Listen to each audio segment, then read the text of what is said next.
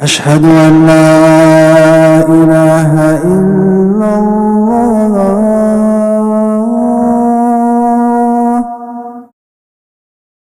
أشهد أن لا إله إلا الله.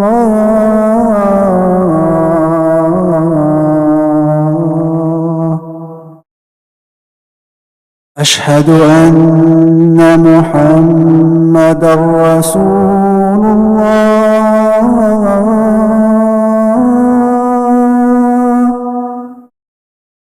أشهد أن محمدًا رسول الله.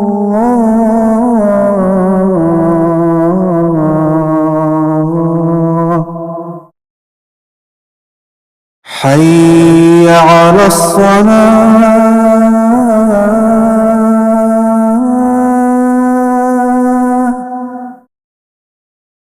حي على الصلاة.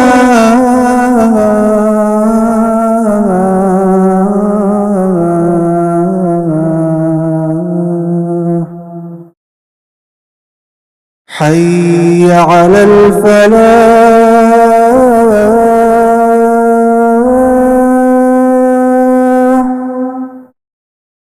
حي على الفلاح.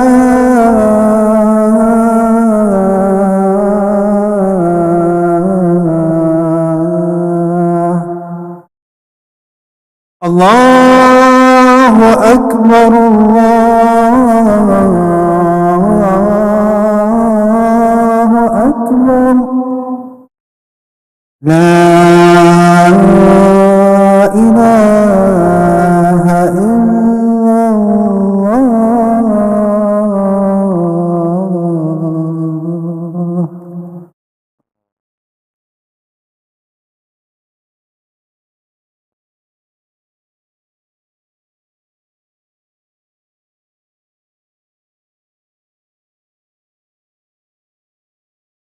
الحمد لله حمدا يوافي نعمه ويكافئ مزيدا.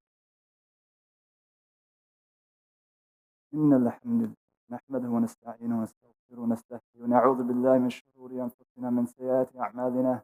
من يهد الله فلا مضل له ومن يضلل الله فلا هادي له. ونشهد أن لا إله إلا الله وحده لا شريك له. ونشهد أن سيدنا محمدا عبده ورسوله.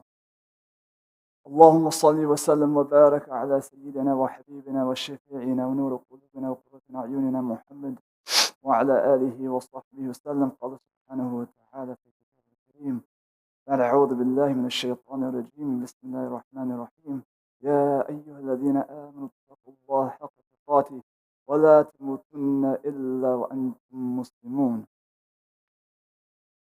Verily, we praise Allah subhanahu wa ta'ala. We praise Him, we seek His forgiveness, His guidance. Whomsoever Allah ta'ala guides, nothing can lead astray, and whomsoever Allah ta'ala leads astray, nothing can guide. We seek refuge in Allah ta'ala from the negative consequences of our actions and the trials of our own souls. And we testify that there is no deity, no object, no idea, no theory, no philosophy, no thing that deserves to be worshipped in truth, that deserves to be near to our hearts, except for Allah subhanahu wa ta'ala. And we testify that Muhammad sallallahu alayhi wa sallam is His final messenger. We ask Allah ta'ala to pour His blessings, salutations, benedictions upon the Prophet alayhi salatu wasalam, who is our intercessor, who is our beloved, who is our prophet, who is our guide, who is our teacher, who is the light of our eyes and the fullness of our eyes and the light of our heart. And Allah ta'ala says in the Quran, O you who believe, be mindful, be aware, be conscious of Allah subhanahu wa ta'ala. And do not die except that you're in a single state of Islam, in a single state of submission, and no other state. What I want to talk today about, inshallah, is taking a step back and just thinking about what we might take as the mundane or take for granted, and that's just the benefits of being Muslim. The benefits, the practical benefits of just living Islam. And the primary benefit that we have is purpose,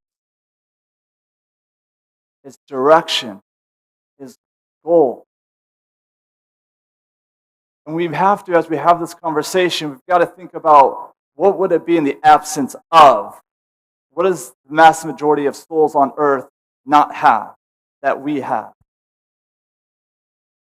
And we really have to think about that contrast because you'll appreciate and value what you do have. Allah Ta'ala says in the Quran, أَفَحَسِبْتُمْ أَنَّمَا خَلَقْنَاكُمْ عَبَثًا وَأَنَّكُمْ إِلَيْنَا لَا تُرْجَعُونَ. You think that we created you in jest, abatha, without purpose, just to play, and that you will not return to us. You think you were created without a purpose, and that there won't be any accountability, any punishment or reward.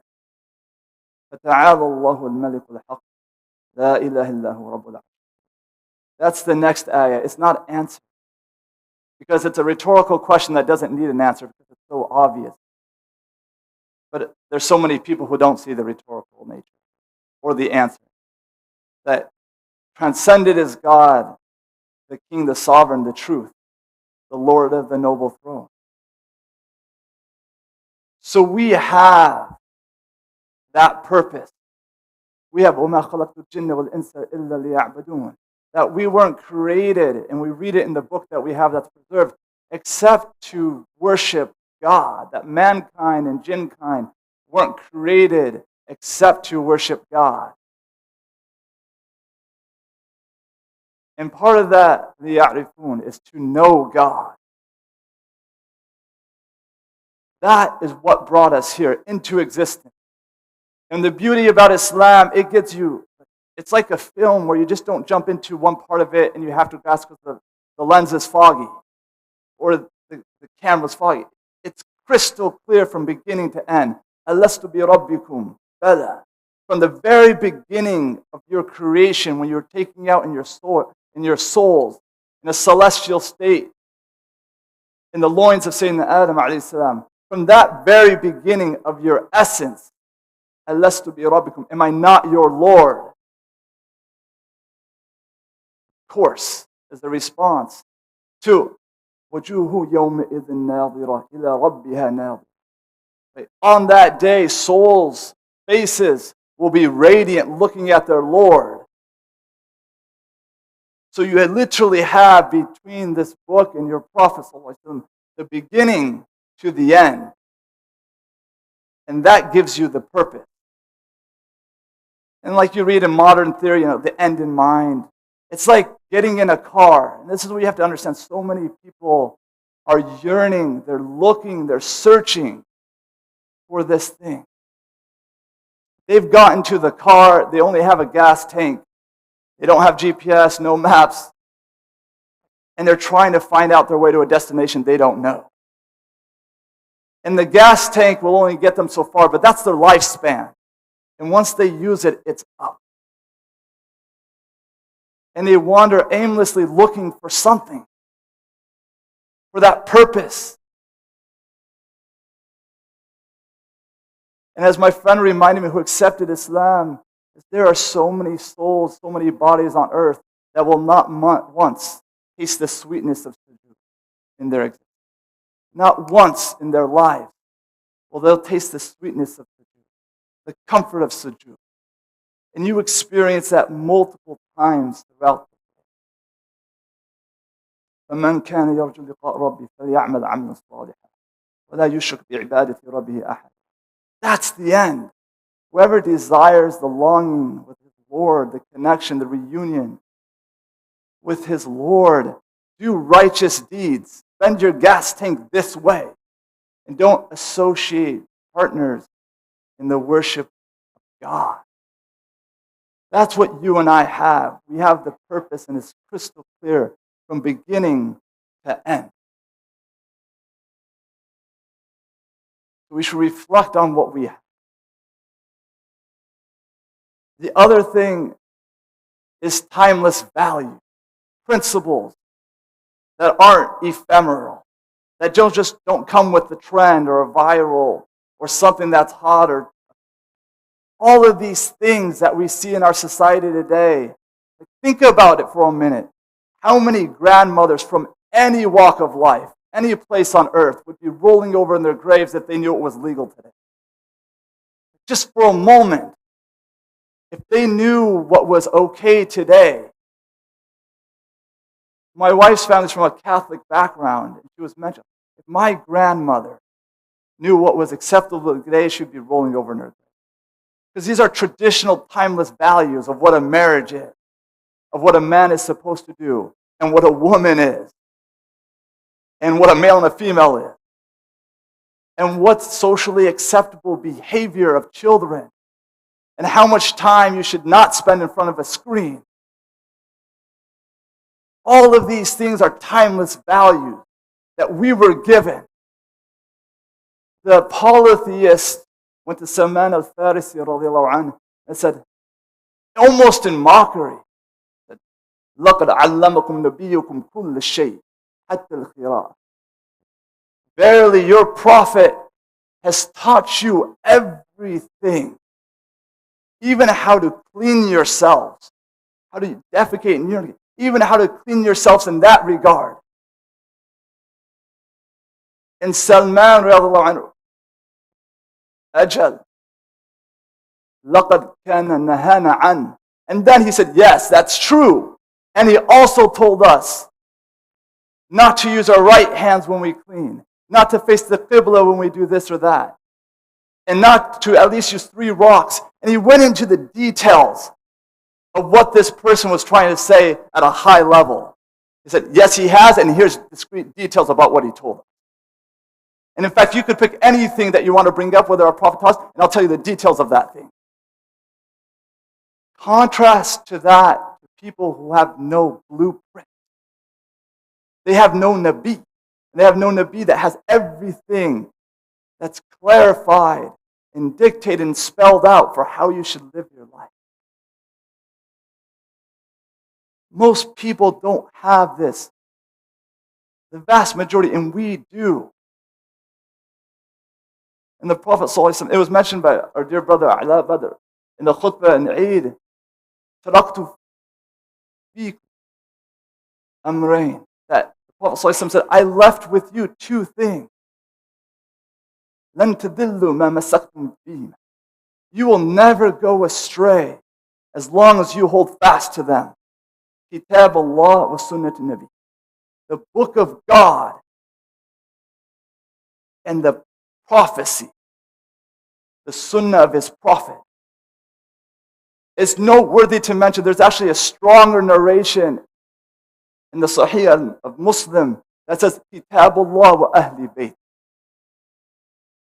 That it's the book of God and the family of the Prophet.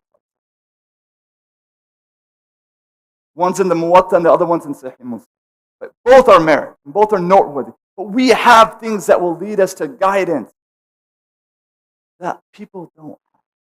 And for a moment, we should think about that. Not only are we believing that the Quran is preserved end-to-end word of God, science is proving that as well if you look at the Birmingham Quran. They can carbon date it with exact wording back to 600.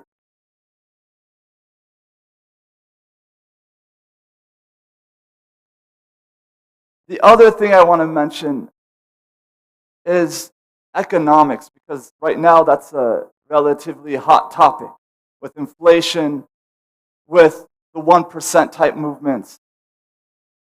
Islam gives us an honorable, dignified structure of interacting, in benefiting, in growing, in prospering, but not just selfishly.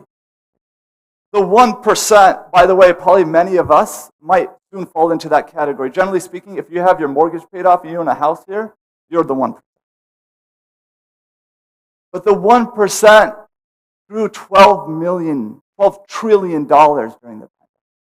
Net worth. So 1/3 of the nation's wealth is tied up with 1%, which is the same as 90% of the nation. So 90% of people in this country own the same as 1%. And there's people in between. Islam has come to do things like abolish usury.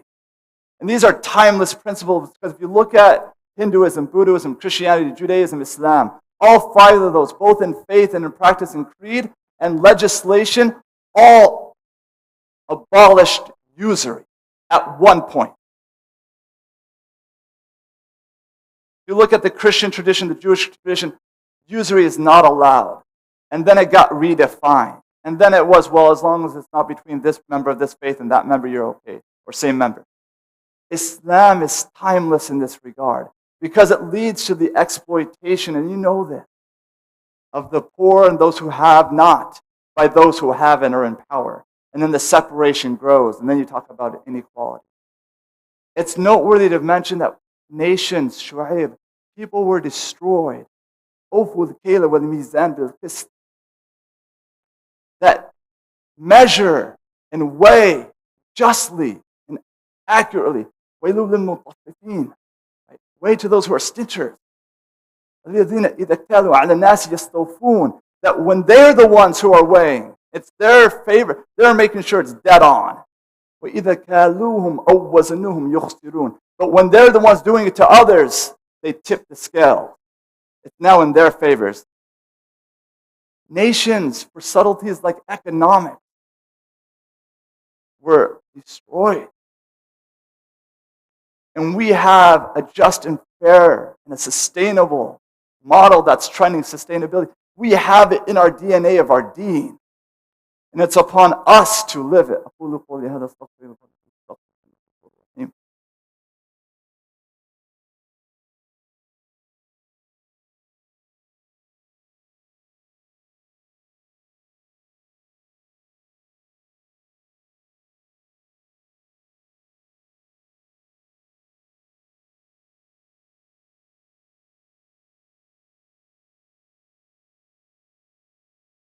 الحمد لله حمدا يوافي نعمه ويكافئ مزيدا اللهم صل وسلم على سيدنا محمد وعلى اله وصحبه وسلم يا ايها الذين امنوا اتقوا الله وكونوا مع الصادقين.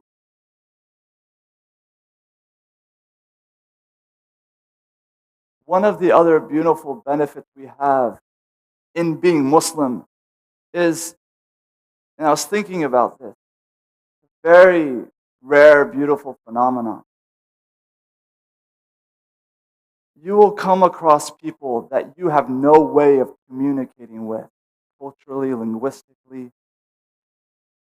But you will do the exact same actions, and you will recite the exact same thing that they will do in a ritual. And only your hearts can speak. And you have this beautiful, unifying Prophet ﷺ that you're aspiring to be like, yet I have nothing in common with you other than this thing that we hold, that we aspire to be like. I don't eat the same food you do. I can't handle the same spice level. I don't speak the same language. I look totally different than you. But yet, we're aspiring to be the exact same in our inside. Where else do you find that? Our qibla, our orientation physically is the exact same. Verily, the brothers and sisters, the believers, are like blood brothers. Ikhwa, ikhwan, there's differences, subtle differences. Ikhwa is like you're a blood brother or blood sister. That's how tight we're supposed to be. Just like you were born from the same mother and father that I was. That's what people need as a community, as that searching, longing, yearning for something, that void. And those who are here for Qiyam and had suhoor together, people don't have a meal at 3 a.m. with thousands of people. They don't have that in their lives. The social interaction. They don't have this benefit. And we have it annually. So that's one thing. It's community. That we have each other. And we're all trying to drive to the same goal. This is where it's beautiful. They're teaching a poem in pace. Very beautiful. But this is what you're ascribing for. And this is what they're teaching in this community to the children, the next generation. Alhamdulillah alladhi qad wahaba ibadahu al-muqarrabin al-adaba. ثم الصلاة بالسلام تلتقي على نبينا عظيم الخلق. And it goes. وبعد هكا أحسن الأخلاق. That thanks to the one who bestowed upon his close servants manners and prayers and blessings uniting upon the Prophet ﷺ, who was the one who had عظيم الخلق, who had the best and most greatest of character.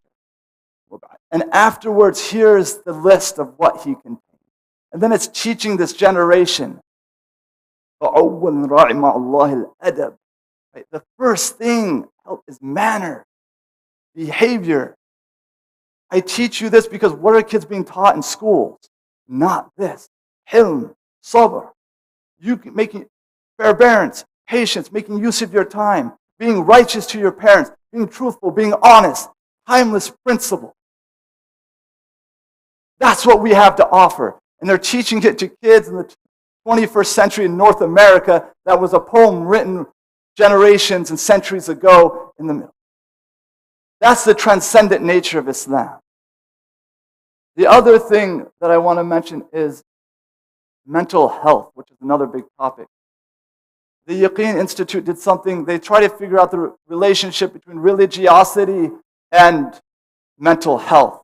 Does it have a positive impact or a negative impact? Because today, if you look at, for the first time in this country's history, 30 years and below are not religious or don't ascribe to a faith. This is the first time in American history where the majority of 30-year-olds and under have no faith. Scary statistic. And so they looked at this survey across 50 countries and looked at the community, and what they found is it doesn't have a very strong correlation, link between negative mental health and religiosity, because genetics, trauma, life events have a much more stronger effect on anxiety, depression, etc. But what they did find is that the link between positive mental health, joy, happiness, fulfillment, gratitude, self-satisfaction, thriving, all of those positive attributes of mental health had a very strong correlation to religiosity. And when they looked a layer and double-clicked into it, one of the things they found was uncertainty intolerance, the fear and anxiety of the unknown. We have a family friend, non-Muslim, and the grandmother's coming, is in stages of cancer, very late stages, may she be healed. Late stages of cancer, and the family's come to terms with it, but she's in great, tremendous fear. And when you don't know, وَجُوهُ يَوْمَئِذٍ نَاظِرَةٌ, you don't have that part of your paradigm. You don't have Yawm al-Qiyamah. You don't have Jannah. You don't have Ma'a Rasul, al-Hawd. You don't have the Kawthar. You don't have any of that. You just have fear. That's why it's religiosity, because it solves that anxiety. It solves that state of uncertainty, because people by their nature don't like the unknown. وَلَا تَقُولَنِ لِشَيْءٍ إِنِّي فَاعِلٌ ذَلِكَ غَدًا إِلَّا إِن يَشَاءَ. Don't say in Surah Al-Kahf that you'll do anything tomorrow except that Allah will. Tawakkul, trusting Hasbi Allahu la ilaha illallah. This is what you have as a treatment, as a therapy, as a solution to what's innate in human DNA. And so they found Muslims to be the happiest of people because of the joy and satisfaction, even in suffering. Because through the tears there was purpose. And in suffering there was a mechanism to cope, because there was a reason behind it. And a very dear and beloved sister, was the wife of my cousin, she passed away early and left two children the same age as mine, 8 and 11. She used to be in the Bothell community. And I was honored to watch a short clip. She was surprised with meeting Dr. Umar Suleiman via Zoom. And I was watching this, and this is shortly before her passing. And she had been fighting this for a bit. And she said in tears and struggling health-wise, and she said, Dr. Suleiman, I want al-Firdaus. I want Jannah. And if this is what I have to go to get there, alhamdulillah. If I have to go through this struggle and to pass from my children who are young and have them and know that they're going to be raised without me in their lives. And I know that I'm going to leave my mom and my dad and they're going to see their daughter pass away before them. But if I get Jannah, if it's for those for this, I'll gladly accept. That's what she said. That's wilayah. It's easy to pronounce, but be in that state where you're struggling to breathe and you're seeing your children and your husband and your parents not asking why me, not fearful of the unknown. This is what we have. And it's past time we take a moment to cherish, to have gratitude, to be thankful for not just the philosophical and the hereafter ideas, but the today ideas, the daily practical benefit of having Islam in our life. May Allah Ta'ala grant us wilayah, grant us iman that's strong like the sister, right? That in our final days, in our struggles, right? It's inna lillahi wa inna ilayhi rajiun. I was from God and to Him I return, from the beginning to the end. May Allah Ta'ala give us providential success to be like the Prophet Sallallahu Alaihi Wasallam. That he taught you everything, even how to clean ourselves. May Allah Ta'ala give us the courage to share what we have and we know to be truth, to be appreciative for the truth we were given, and for the guidance, and keep us guided and keep our children guided.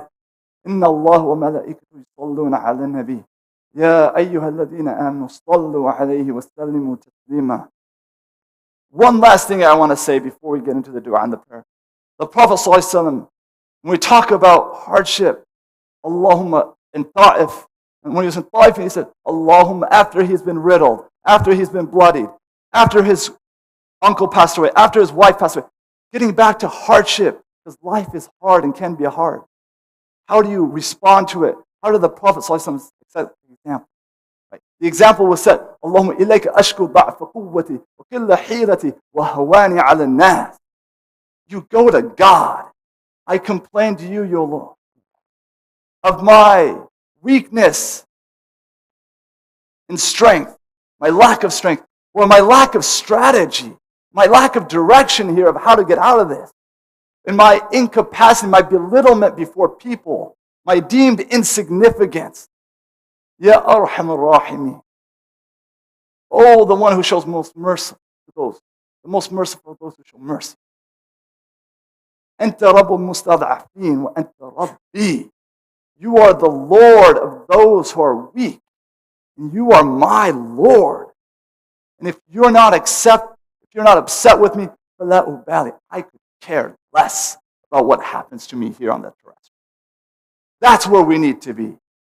Inna Allahu malaikatu yusalluna ala nabi. Ya ayyuha alladhina amanu sallu alayhi wa sallimu taslima. اللهم صل وسلم على سيدنا محمد في الأولين اللهم صل وسلم على سيدنا محمد في الآخرين اللهم صل وسلم على سيدنا محمد في كل وقت وحين اللهم صل وسلم على سيدنا محمد في الملأ الأعلى إلى يوم الدين اللهم اغفر لنا وارحمنا وعافنا واعف عنا واغفر للمؤمنين والمؤمنات والمسلمين والمسلمات الأحياء منهم والأموات إنك قريب مجيب دعوات وصلى الله على خير خلقه محمد وعلى آله وصحبه وسلم. أقيموا الصلاة.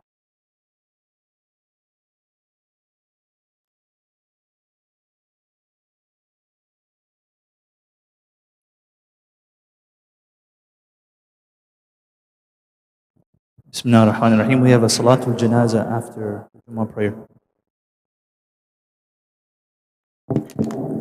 الله أكبر الله أكبر أشهد أن لا إله إلا الله أشهد أن محمدا رسول الله حي على الصلاة حي على الفلاح قد قامت الصلاة قد قامت الصلاة الله أكبر الله أكبر لا إله إلا الله.